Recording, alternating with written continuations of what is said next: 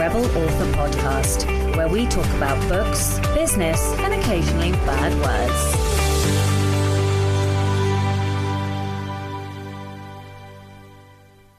Hello, Rebels, and welcome to episode 6 of The Black Herron. This is the monthly fireside behind closed doors gossip and catch up between two writerly friends.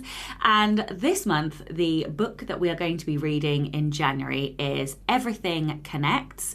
And I will leave a link in the show notes for you to go and grab yourself a copy and join us in our discussion and chit-chat around, the book, Everything Connects. Oh my God.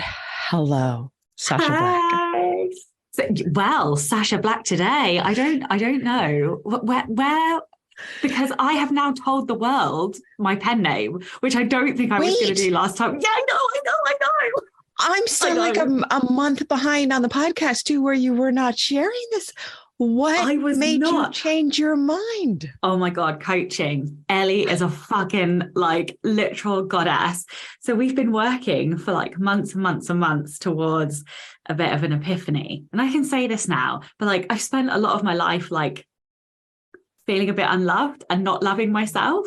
And because I didn't love myself, there was loads of judgment there. And so I just think that was all wrapped up in why I needed to do it in secret, because I didn't trust myself. I didn't value myself. I didn't value what I could produce. And it wasn't until I did it with nobody looking, nobody giving me opinion, nobody influencing me, that I realized I could write something that I fucking loved.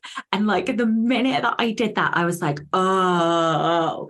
And then I don't know about you, but there's a moment when it goes off to the editor, and for me, I disconnect. I don't need to be. I think we were talking about how precious we were before, and that's when I stopped being precious. And then my brain switched, and I was why would I not tell people? Then I already have an audience. Why would I hamper myself like that? So then I was oh, fuck this shit. I'm just going to tell everybody. And and so it was all this, it all happened in the space of about 48 hours. And I was just we're telling everyone, we're doing it. So for people just catching up now, what is your pen name? Ruby Rowe. Love it. Ruby Rowe. So much. Thank you. Yeah, I love it. And the book is called A Game of Hearts and Heists. It's on pre-order. I'm super excited. It's super fucking steamy. It's very lesbian. And it's fun and escapism, and just it just doesn't take itself seriously in the best fucking way possible. And I love it. So yeah, everybody needs to go read it. I'm so proud of you. Congratulations. I think that is so, so cool. I would have supported you to the end of the earth, and I would support anybody who chooses to keep a pen name secret. And there are reasons for it too, right? There are I'm not often saying reasons. that you should. Sure. Yeah, exactly. Yeah, it's just that I had the wrong reason this time. Yeah. So, yeah. But anyway, tell me about your walk. God. Oh, no, I'm too excited about you. I really am. Wait, can I tell a sidebar quickly?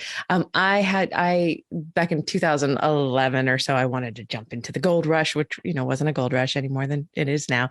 But I wrote four books and a novella really quickly so I could, back to back rapid release. And I was just writing what I thought was crappy romance as fast as I could. And I was just going to get some of that green money. And I wrote them as fast as I could. I got them professionally edited. I threw them up online under a pen name, and they were so good. They were, because I was getting better and better and better. And then I fell in love with this world of Darling Bay, and eventually wanted to sell books in Darling Bay. And I believed in myself enough that I brought all of those books over to the Rachel Herron name. That pen name doesn't exist anymore. But I had this same thing, well, I'm just going to be, I'm not, I don't want people to associate this work with me, or maybe, because I was writing it so fast, I loved it so much and I was having so much fun with it.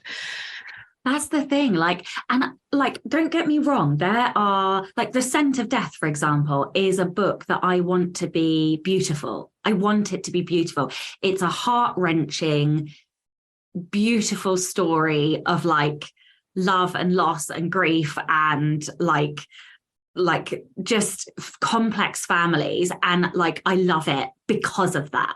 And so I want the prose to be pretty, and I want it to be, you know, all of these things. But then like actually I also really fucking just love smut sometimes. And I also want to write that sometimes, right? And smut does not need to be as exquisitely eloquent as, you know, other books. So yeah, like it was just giving myself the permission to like write differently sometimes, and that's okay. Like, stop taking yourself so fucking seriously, Sasha.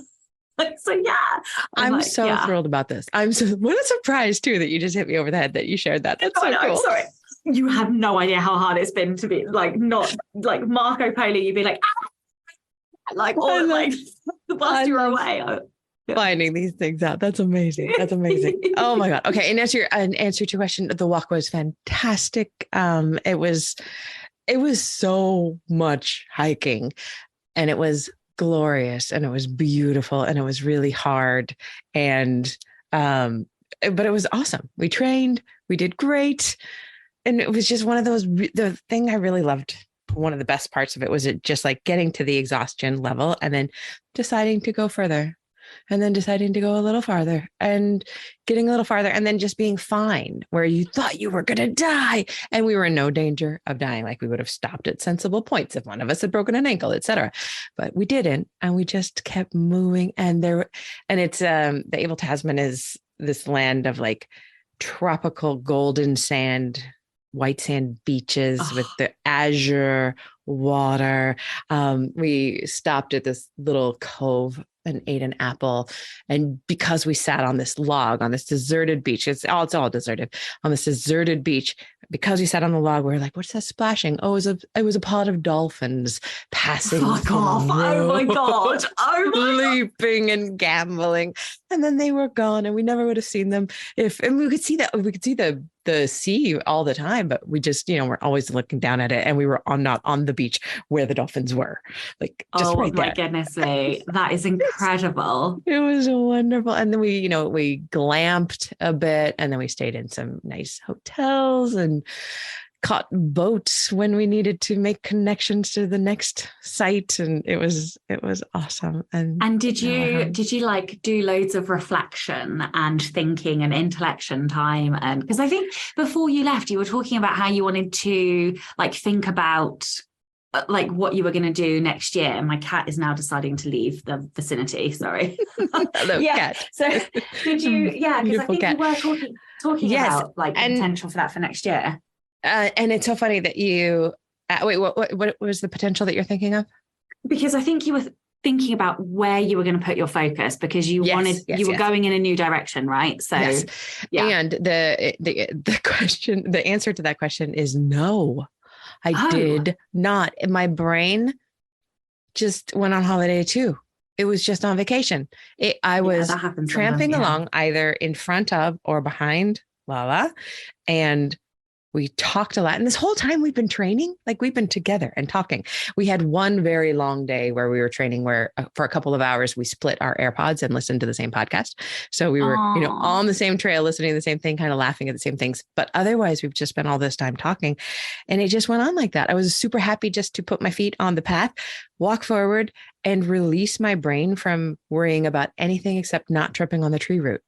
And I realized now that I look back on it, it felt so good. But it's like meditation. That's why I always say, like when I go to the boot camp in the middle of the day for that hour, it becomes a meditative experience, because you just you clear, because all you can do is the next exercise, the next weight you're lifting, the next whatever. That is the only thing you can focus on in that moment.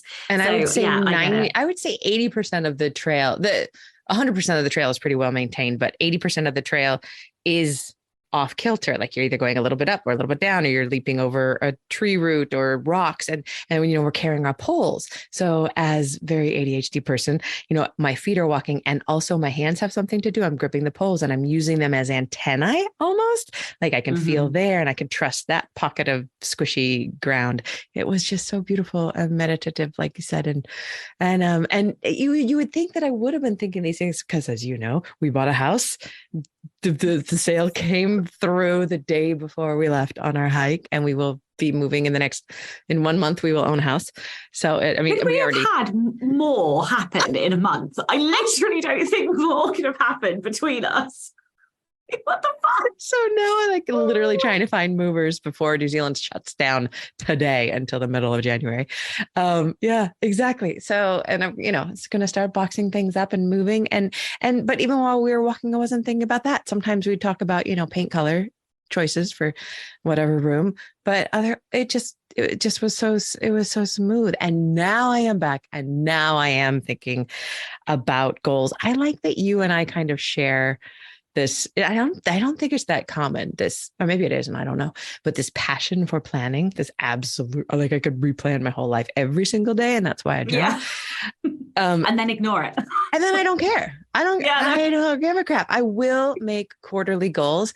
And what I will probably not do is look back on my quarterly goals for last year, not because I don't want to beat myself up, because I never missed my goal. I never hit my goals either, but I don't care.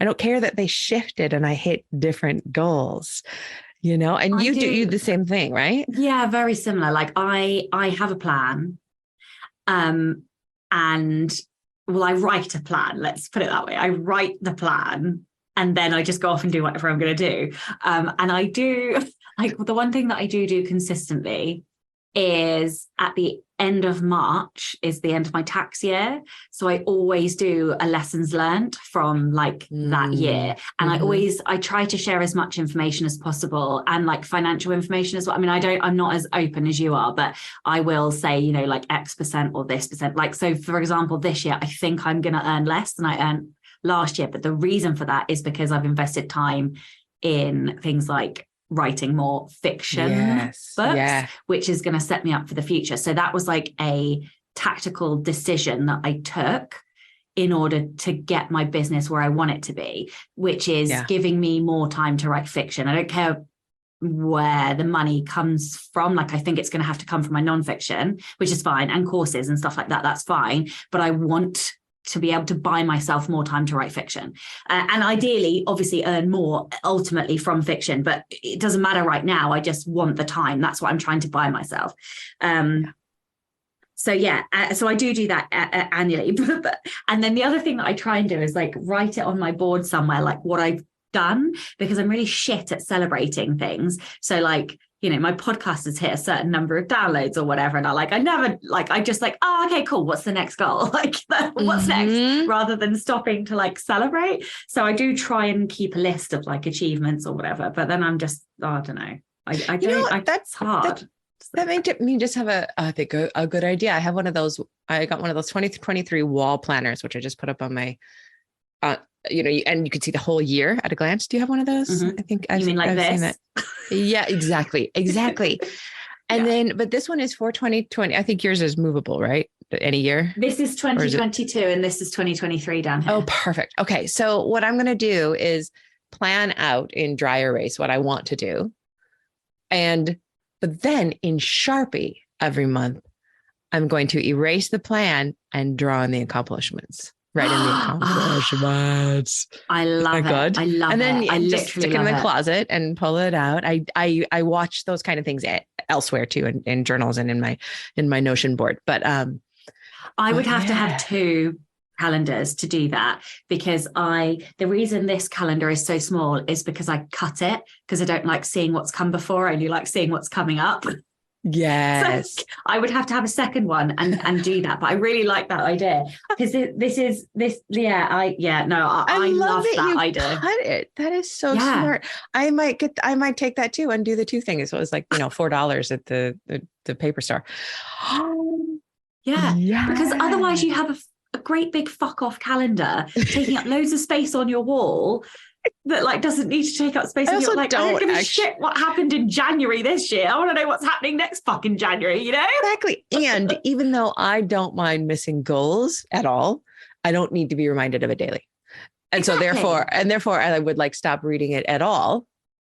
God, we're brilliant. Together we're brilliant. That's the perfect plan. Well, and the other thing is I can't cope with the sensory overload, right? Because I need to know immediately what I'm doing next. Whereas if I've got the whole of the year, my eyes have to scan to look at which month it is. Exactly. So I sort of cut it every quarter. Every quarter I get rid of a row, like a big slab of the calendar. I know it's like sacrilege though. Everyone's like, you do what to your calendar? And I'm like, well, I cut it. What? I also rip my books into pieces when I need to. Like if I'm traveling or something and I only need a part of a book, like a travel book or I am sacrilegious when it comes to things like that.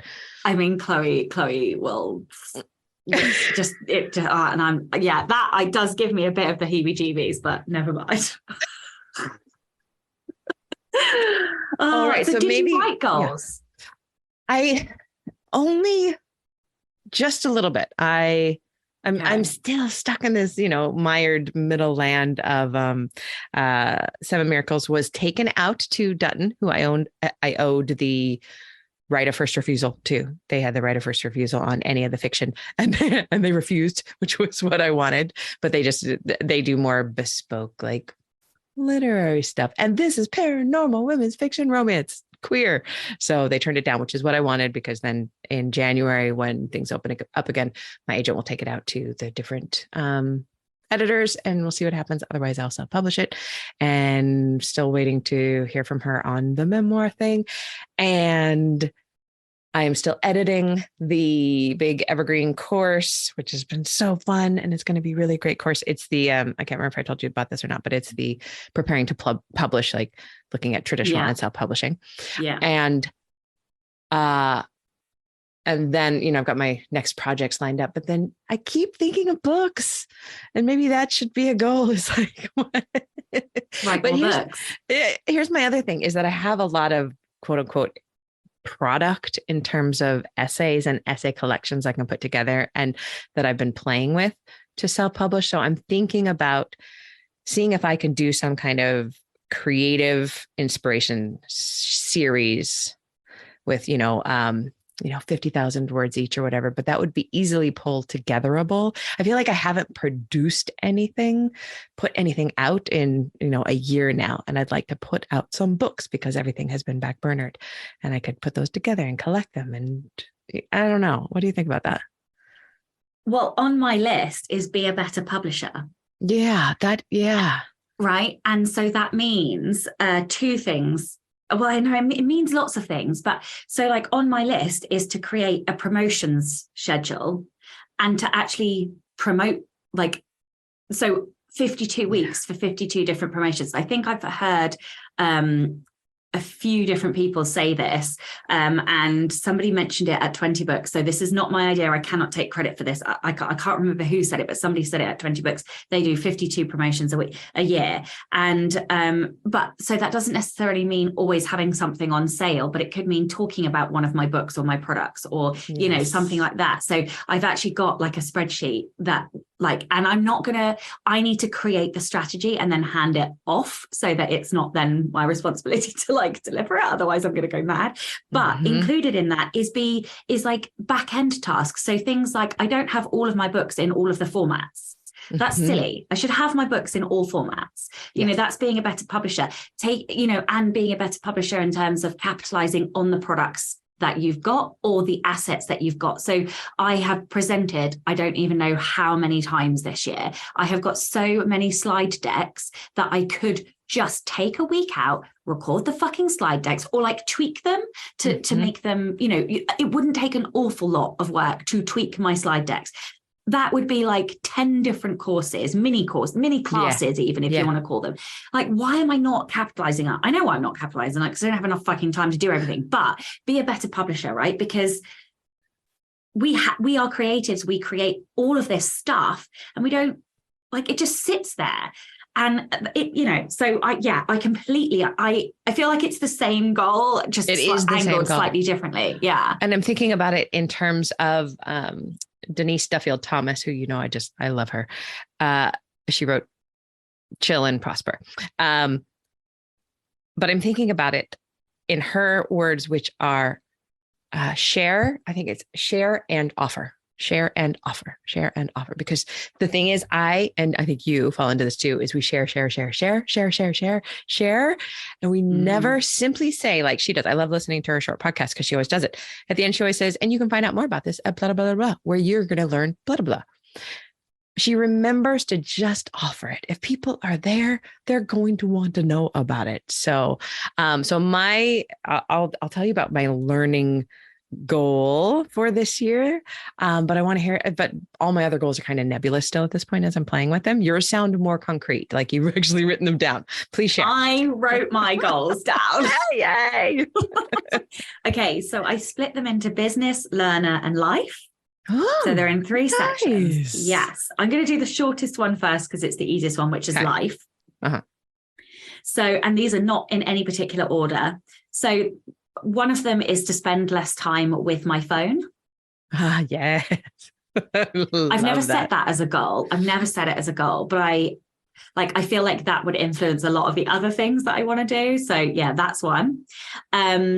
Another one is to work no more than 2 evenings a week, unless, and then there's a couple of caveats. So like, for example, if I'm presenting at a conference digitally, I can't help that, things like that. But I did, as you said, and I have cut down my recording days to just Thursday. So that's fucking it. Yeah, that is it. It's only going to happen on a Thursday.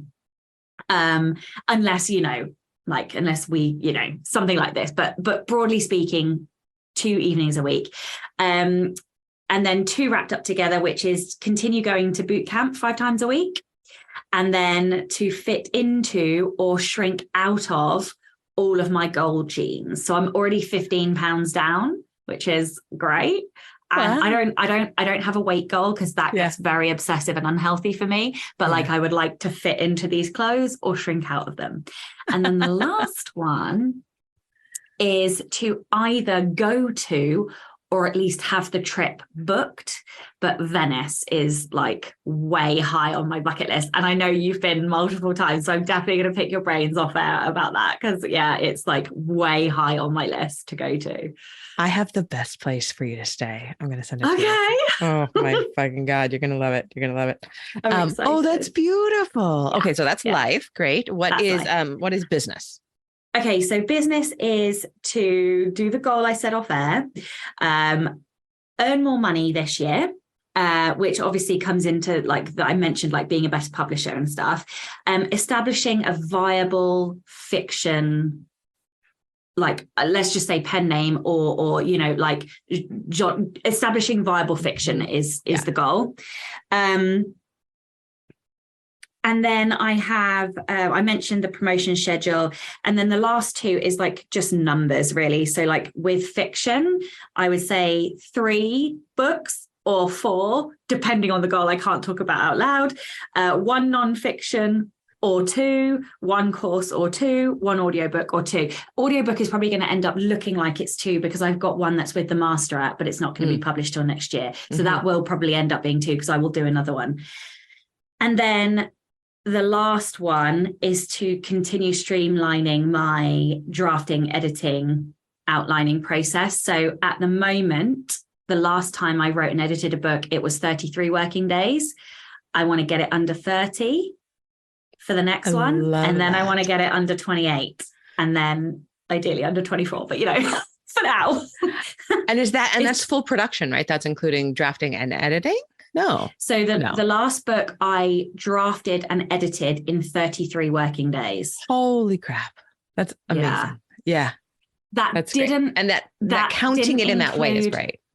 Yeah. So, and because I have 4 working days a week, it was 9 weeks, I think, or something like that. And so depending on whether you count weeks or whatever is how I'm shortening it or extending it, basically. So I've got trackable numbers, essentially, is the point.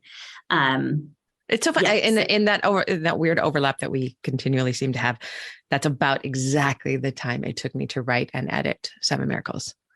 Exactly. It's incredible, isn't it? Yeah. And because we were both doing the exact same thing of just writing what we loved with no expectations attached. Yeah, it's bizarre. Yeah. It was so much faster, much faster. Because I was just I'm just making shit up.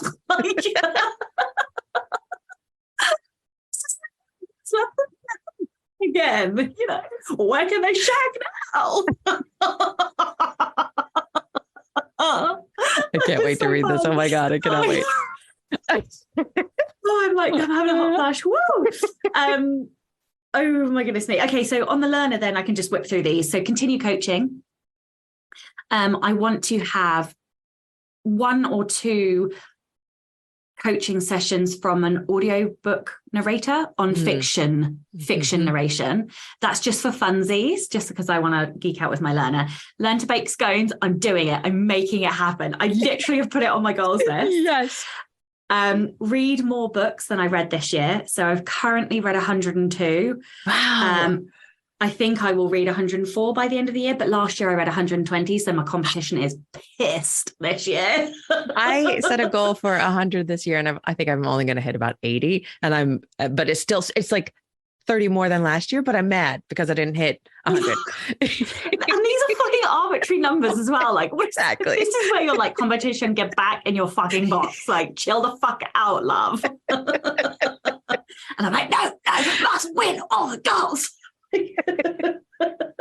Oh dear. And then in terms of learner, this is the learning thing that we're doing, right? Yes. So I have split it into 2 halves, and each half has 3 modules, 3 sections.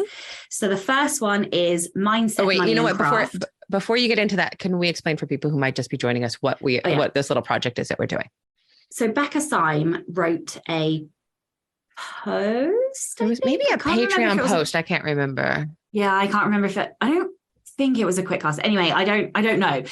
Becca Syme. This is all Becca Syme, and she was basically talking about curating your learning and creating yourself almost like a master's degree for yourself, like a year of learning. But instead of just learning a bit of this, a bit of that, a bit of the other, really focusing it down on a core thing that you wanted to do and go deep, and then like almost curating your input so that you're inputting not trash, but valuable things.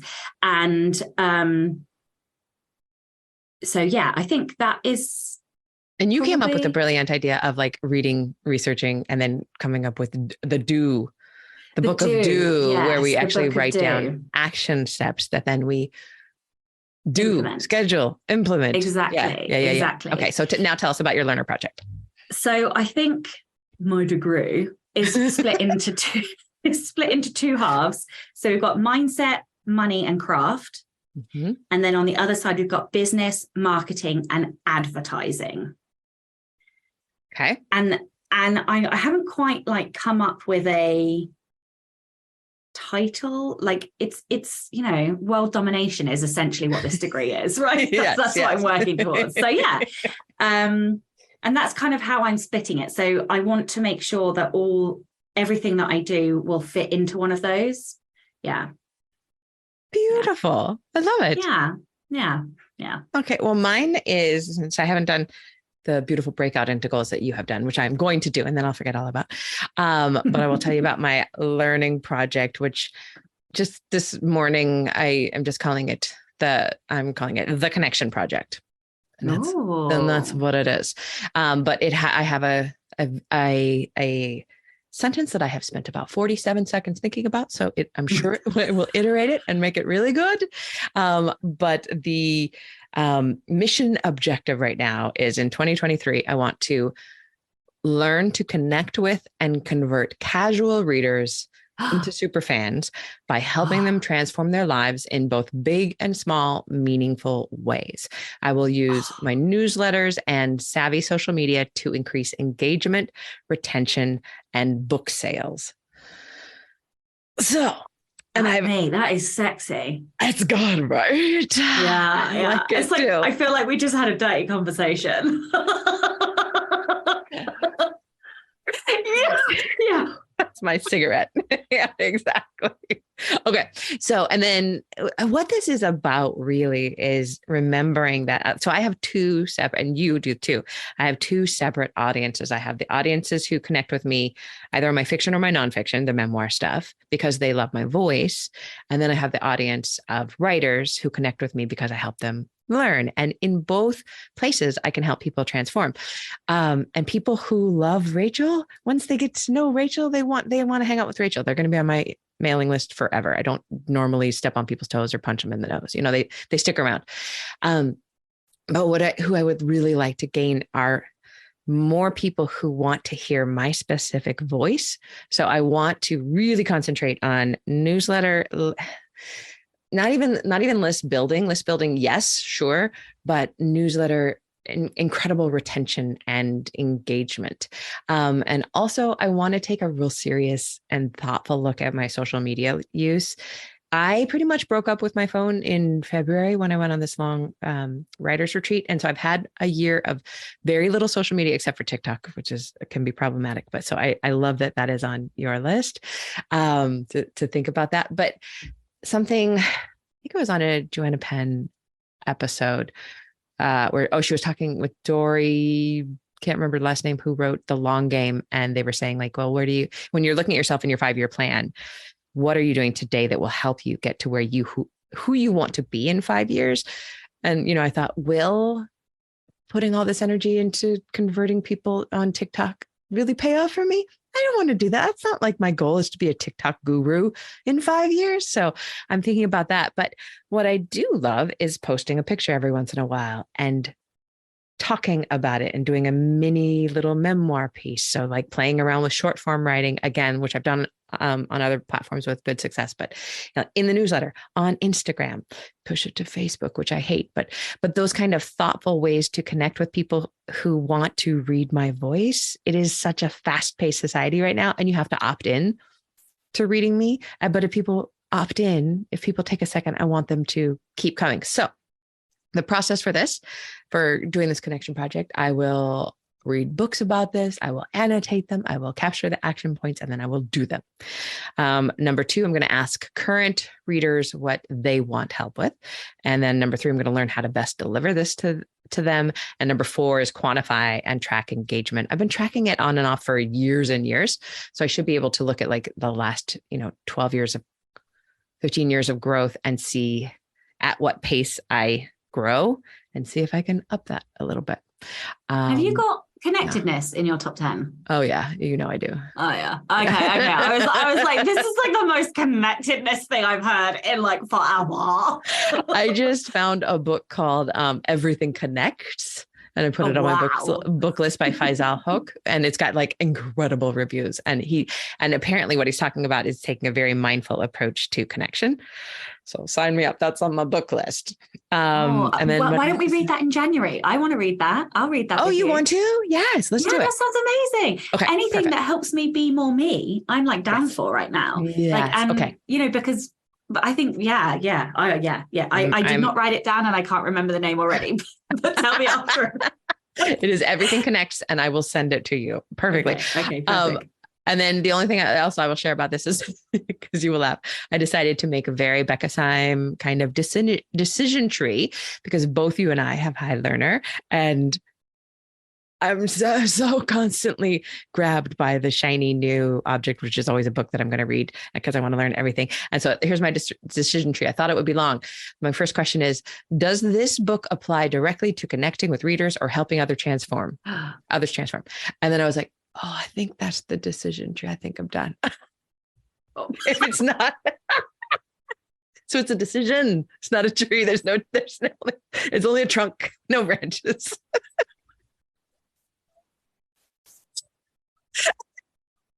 Listener Sasha is giggling.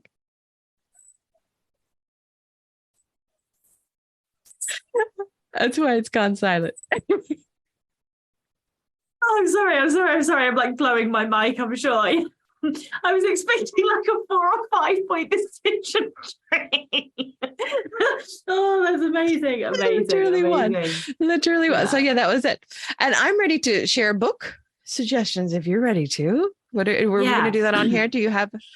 I think you have helped me come to the conclusion of what my thing is. So you know how you have a sentence. I don't have a sentence, obviously, but like if I am leaning into me and all of this learning, then it has to be, or if my decision tree, is this going to help me be the best version of me I can be. Yes. Or help me help others be the best version of themselves. That is, because like that's the most competition thing I can do, I think. And I'm just like leaning so fucking hard. Like I just have a massive boner for competition. So like, you know, that's all next year is for me. Help everyone be the best. So that's great. Yeah.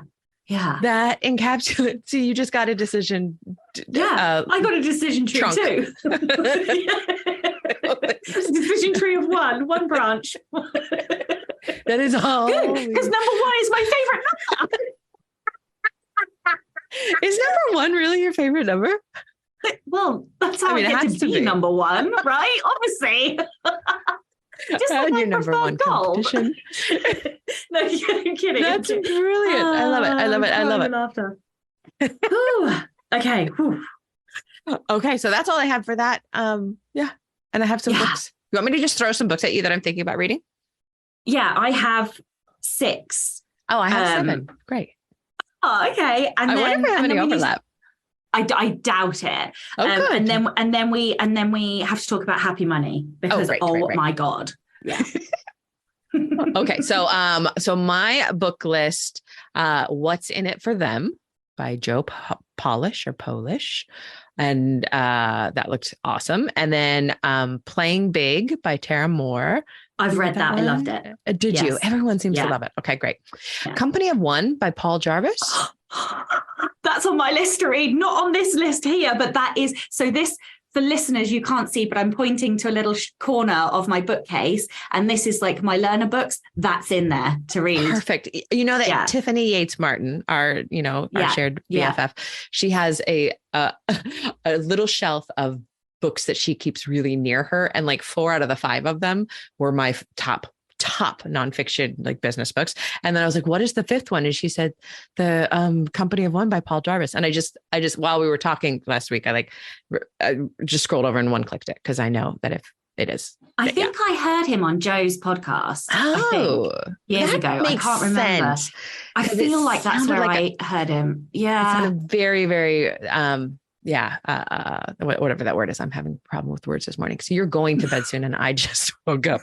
Okay. So the next book on my bookshelf is one I've already started and it's highly annoying, but I think it's probably smart. Smart Brevity. Have you read this one? No. It's really about gaining readers' eyeballs in the time where everything needs a bullet point. And the fucking book is written in basically fucking bullet points.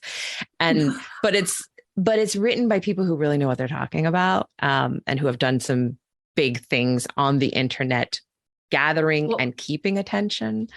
And what was it called? It's called Smart Brevity. Okay. And it's basically you need to distill everything. You need to distill your thoughts down and present them in a way that's readable and legible. I'm like, wow, those are 2 of my least favorite things to do. Oh, see, I have been copywriting my mailing list emails. Oh, and my so open smart. rates have shot up.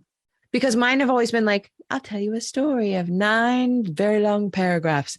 And when I do copyright them, it shoots up. Oh. Yeah. But I mean, it is still my voice and I'm never going to be able to get away from that. But I think I need more copywriting techniques. And this seems to be, in terms of connection, this is good. Yeah. And then there is the Forever Transaction by Robbie Baxter, which is about subscription services. But what I'm really reading it for is for connection. Like, what do people want? And then Launch by Jeff Walker. Not sure it's going to stay on the list. Everything Connects, which we'll do for our January book. Fantastic. And those are my books. Okay. So what are your books? Okay. I'm going to take notes. So I hate the first 3, but I'm going to do it because so basically I think because they're all written by like white men. However, I want to read some business classics that I haven't read. Okay. Yeah. So I feel like I need them as a foundation. Like I've skipped a step somewhere along the line. So but I'm going to do them in audio because I have the attention span of a gnat for like white men. So there is nothing wrong with white men. It's just that I don't really want to be taught by. Anyway, let's move on before I offend like half of the listeners. Wow. Okay. So 7 Habits of Highly Successful People, Influence, and How to Win Friends and Influence People. I feel like there is a significant influence theme here, given that I'm also influencing led. Oh my God, no wonder I want to read these books. So yeah, they're my three classics that I will probably do all of them in audio. And then I want to read How to Decide by Annie Duke. Yes, that Annie Duke. Oh, yeah. I did love that. I want to read that too. I'm putting that on my list. Well, yeah. Okay. So Profit First by Mike. Life-changing. Mike Kolowitz. Have you read it? Life-changing. I absolutely loved it. Okay. I have Profit. He says to do the Profit First model, like you run it on the 10th and the 25th. I can't be fucked. And I do it on the 25th, but I love it so much. Christmas is Sunday. It's the 25th. I'm going to do my Profit First. I look at all of my money. I am finally like quote unquote paying myself for the first time in my business. His model blew my mind. And if you want to talk about any of it, I absolutely love it. Okay. Because so here's what Sasha did. She knew she wasn't going to beat last year's income about 4 months ago. And I haven't done my bookkeeping in 4 months because of that. Because I just fucking threw all my toys out of the pram, had a massive competition fit, and was just like, well, fuck this. I'm not even gonna, fuck it all then. And then the irony is, like, I actually earned fuckloads in November. So like I probably might not be as far away as I think. I will do it at some point, but not right now. You will you will love it. You will love it. Yeah. That's great. Okay. And then the last one is 0 to 1 by Peter Thiel, I think it is. Okay. Yeah. I've never heard of that one. I will say about the Profit First, do not do that one in audio. Okay. I saw people complaining about it. And when I was reading about like the formulas that you plug in and all the numbers he's going to tell to you, it'll just, oh my God. Yeah, it's maybe audio it and then switch over to the book if you need to look at the numbers and the charts and stuff, because the charts are important. It's so good. I'll get it in paper. I'll get it. And then you can talk to me about the half-assed way that I do it, because I don't do it exactly his way, but it has been awesome. Really? Okay. Yeah. Okay. All right. Yeah. Those three came from Ellie. So we know that I'll have to do it now, because I always do what Ellie tells me to do. She's the only one who can make me do anything. Now, Ellie, I know we should check in with her on this before we say this, but like, I know Ellie is going private coaching now. I wonder if she's going to be opening up to people, like just anybody, because I know she has been booked people, because I keep getting emails like, who is this Ellie that you and Sasha are talking about? Yeah. And she hasn't had any room to fit people in. So maybe I mean, this is not we should ask her if she's open. Yeah. So we'll do that by next time. Yeah. People are listening and wanting that. Yeah. We'll do that. So Happy Money is the last. Oh yeah. Happy Money is our last book that we read. What did you think about it? I fucking loved it. I loved it so much. I brought the audio for my wife because I was like, you need to read this. And like, oh my God, the revelations, there were some things that I highlighted that I was just like, oh my God, like around how you treat money. And like, if you have no self-worth, then you feel like subconsciously that is a message to your brain that you can't keep money.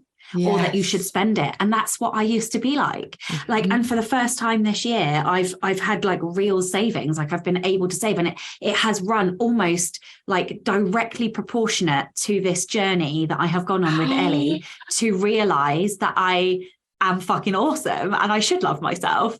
And like, I just shat the bed over the book because I could not believe how many things were in there that I was like, oh my God, this is me.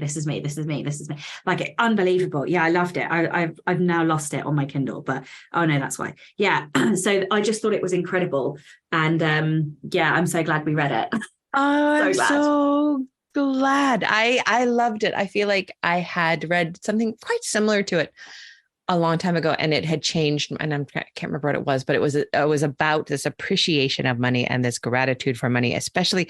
And I think that you and I are in a very privileged place in that, like, we do earn happy money. When I was working 911, it wasn't happy money. Well, there was a level of happiness in that I was able to help people, and that's what I took from it. But like, you know, I am earning happy money. But the thing that I had forgotten to do for so long, and I used to do, and I've started out doing again, is I have this little notebook next to me on the desk, and I always leave it face up, and it's my money journal. I mean, I also track all my money in like two different places, honestly. But this is my thank you journal.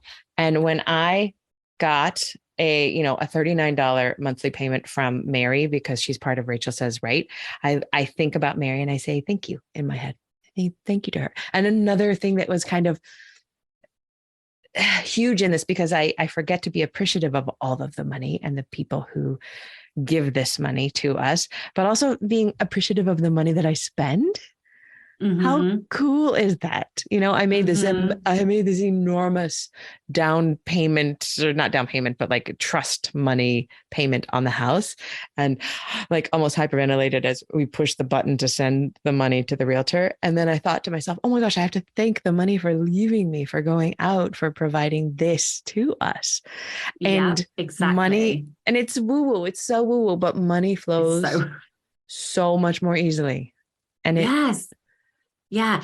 And like, so two things, like I did something very similar, and I dropped quite a significant chunk of money in one day. And I booked, like, tomorrow we're going to like, as a Christmas present, we're going to go and see the Lion King. I'm taking the kiddo to see the Lion King in the West End. Yeah. And then like he was like, I want to go on a train, and I was like, okay. So I booked the best fucking train, and we're going on the Eurostar. And so I was just like, fuck it, we're gonna take a fucking train to another country. And so I was like, yeah, let's do the best train ever. I mean, and I was just like, thank you for this life, for this money, that I'm able to just do this. I'm so grateful. Like, and I was just like, I just did it, and it was just magnificent. And the other thing is surrendering. Like, I feel.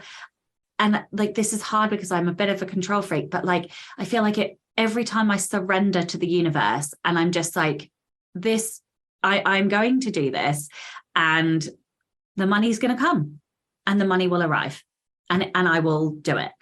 And it might not be today, it might not be tomorrow, but I know it's coming because you've got my back. And it always comes every single time. But like, you have to get past that being really uptight and worrying, and just be like, yeah, okay, but it's going to happen. It will happen. Like, and it's just, it's crazy that how it works. I don't understand how it works, but it does. My brain just exploded because I realized what happened as you were saying that about the trust and the surrender. So we started talking about reading this about, 6 or 7 weeks ago, whatever. And I blew through it because I loved it. And I started tracking the money and thanking the money, and remembering that was what was my biggest money block, was when I started doing this years ago. And that is what transformed everything. It was what allowed me to leave my day job. It allowed us to move here. It allowed us to save. It allowed me to understand money, because then I wasn't scared of it or using it as a punishment for myself or something I wasn't worthy of.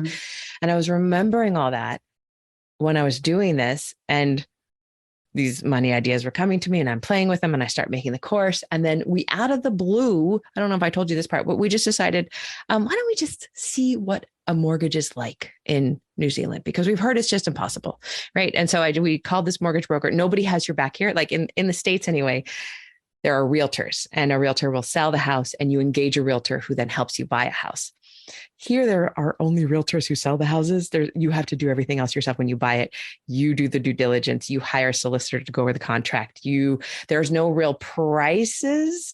You just get to guess. And when we were talking to our mortgage advisor about like, well, how do we pick a price that we're going to offer on a house? Like, she goes, oh, you just guess. That's fantastic. Fabulous. But like, so all of these things, but we decided, we thought we would never get pre-approved for a mortgage. And not only do we get pre-approved for a mortgage, we got pre-approved for a mortgage with just my money, just what I make, because Lala is unemployed right now. She actually got a job last week and then lost the job immediately because they put a hiring freeze on it. So and all of this has been happening with just the book income, just the teaching income. And it all just, they said, yes, you can have a loan. Go look at some houses. Yeah, well, you could have that one. Here you go. You can have it in 3.5 weeks. And it was because I trusted this, I think. I mean, I don't have think no that's why the doubt. house come through entirely, Yeah. but like the surrender of that and the peace in that. And there's also peace in the fact that, well, I got the job and lost the job. That means another job is coming, but it also means we can afford this house on what I make. And it's maybe because of having money, all of this. Yeah, I feel like there's a bit of competition in there as well, because I don't know about you, about how you are with it, but when I decide a goal, it's like, and I say this, I'm just going to say it, but it is win or die. And so I know we've said this before, but what I mean by that is that I will not quit. There is no stopping. There is no slowing down. I will just continue until I get there. And so the universe better fucking move out the way or lay down and bend the knee, because like, if this is a duel between me and the fucking universe, I'm a win, right? But also, like, I trust the universe, and like, if the universe says, okay, not going to happen this week, it's not going to happen next week, it'll happen, fine, because I'm not going to stop. And it's like that constant balance between like submission and dominance over like yes and it is like, I don't know, it's odd, it's an odd one, but yeah, I completely get what you're saying. The only thing I didn't like in Happy Money is that he did seem to have a bit of a problem with people who wanted to win as a mindset, and I was like, of course you would know. I didn't even notice that. You didn't? Oh my God. Like, they were like, I have high competition, but I think it's only I can't remember. Don't know how I feel about that. So for listeners, I literally highlighted a quote that says, winning is not how well you do financially. It's how good you feel about playing. And I just put, don't know how I feel about that. my competition, the hackles went up and they went immediately back down. Like they were smooth. Like, okay, I could take that. Your hackles would just go up and stay up for a minute. Yeah. Like a cat. Like, okay, I know. Walking at the book. Sorry about this. It's a tangent, but speaking about Happy Money, do you love your Kindle Scribe? I cannot. I don't know if I should get it. I can't. It's so expensive. Things are. I mean, in New Zealand, the tech is so much. Oh, it's really expensive. It's disgustingly expensive. Oh wow! I mean, I literally can't lie to you. I love it. I literally love it. I can't even pretend to hate it for you. I'm sorry. I just love it. I'm gonna say I have one complaint and one complaint only. Two complaints. The second complaint is there are not enough options for Kindle covers, which is very irritating for me right now. And the second one is when you put it in a cover, it's bloody heavy. So I have, like, you have to pick and choose how and where you're going to hold it or how you're sitting with it, because that can be annoying because it can get very heavy very quickly. So, however, it's saving me money because ebooks are cheaper. I can email the notes to myself. You can highlight, you can scribble, you can read PDFs on there. And I literally love it. So I'm sorry, everyone, you're just going to have to buy one. So yeah. There is this tenet that you will learn about in Profit First, where you're keeping aside a portion of money for yourself. And his thing is you can't spend it on your business. Can't spend it on your business. You could spend it on a gift for your present, if for yourself or for other people or for new dining chairs or for charity or whatever it is. But so sometimes I take money out of the Profit First account to buy things like that I just cannot justify to myself. Would I buy it for Lala if she wanted $1,000 toy like that? I've done it like 3 times. We have decided to make that kind of purchase this year 3 times because I'm like, yes, we can afford it. Get your new synthesizer, whatever it is. But for myself, I have such a problem. So I brought it as an investment because I spank so much money on paperbacks. One of the things that I want to do next year as a result of Happy Money, and I think this happened all at the same time. So I think I was coming to this conclusion anyway,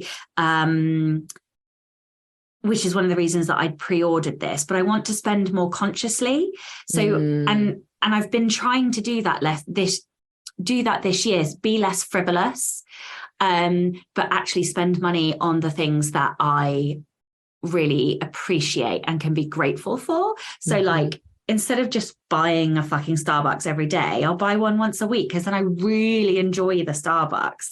You know, instead of just buying tons and tons of paperbacks, I brought the Kindle Scribe. Yes, it was a big amount of money, but it's like I'm saving 50% on every book purchase, and I'm still supporting authors, but I'm actually being more environmentally conscious. I am, you know, I love you so much because my brain more. Is just like, yes, she's right. Yes, she's right. Okay, Christmas.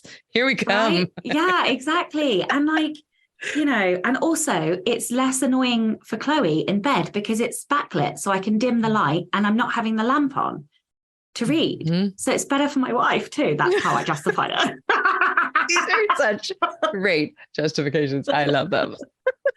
Oh, yeah. The only thing I hate, but I hated this about my other Kindle, is that it's really hard to like, as a visual person, it's annoying to organize your books on there. But that was like that with the old Kindle too. You know, you just. Do you organize them? Sometimes. I should do that. I've never done that. They're just in their rabble scrabble and I never know what's in there. So it is slightly easier to like, well, it's no, it's not easier, but you can see slightly better because it's a bigger screen. So you can put them into like collections or whatever. I never even thought about doing one collections. Of my things. Well, yeah, that's number one input. That should have been my number first. That I didn't even know you could do it. It's great. Oh, yes. Yeah. I want one that is like, don't forget to finish reading this. Yeah, but I want to delete stuff as well because it's like 900 Kindle books. And I'm like, I'm not even going to read some of these. So I just want to delete them out and be clean start. But it all takes a bit of time. And then I'm like, what else could I be doing with that time? So I haven't done it. Okay, that's exciting. Yeah. So yes, I think we would give I would give a thumb up to Happy Money then. Definitely. Yeah. Yeah, definitely. Yeah. In fact, I think I've bought it for two people. I bought it for a friend of mine as well. I bought a physical copy for a friend of mine who I thought would really appreciate it. So yeah, I've already brought it twice. See? I love that we do this. Yeah, I know. I love that we do this. Okay. And so our book, if anybody wants to follow a long time, is Everything Connects. I will send you the name of it. Faisal Hoque is the author, and that'll be fun. And the next time I talk to you, what'll be going on? End of January. Yeah, who knows? That's like a whole other year. I will be really close to launching my book. I know. Okay. I will want to know. I will have written another one. Wait, which one are you writing? The sequel? Book 2? Yeah. Not fucking about next year. I can't wait to hear about it. Oh my God. Yes. I like only talking to you once a month. It feels like time goes weird. No? Okay. So I will have I will have launched the 90 Days to Done courses. I'll be in the middle of teaching that. And hopefully I will have launched the Evergreen course. And I would like to say out loud that I will have thought of a collection idea and maybe be working towards a little creative, inspirational series. And when I say inspirational, I ain't talking Jesus. I mean, inspirational of the soul. We need to make that fucking clear. Yes, I love it. We should both add one more thing to our list of things. For our learning curriculum, we should both come back with like at least one action or thing that we have already implemented, I would say. One action implemented. Yeah. Yes. Yeah. That's great because that will make me do it at least like if I haven't done it, I'll do it the day before so I can tell you I did. That's great. Yeah. Oh, good. Okay, cool. Okay, my friend. Oh, I'm excited. Happy holidays. Happy New Year. Happy 2023. Happy I'm so glad that we do this together and I appreciate you. Mwah.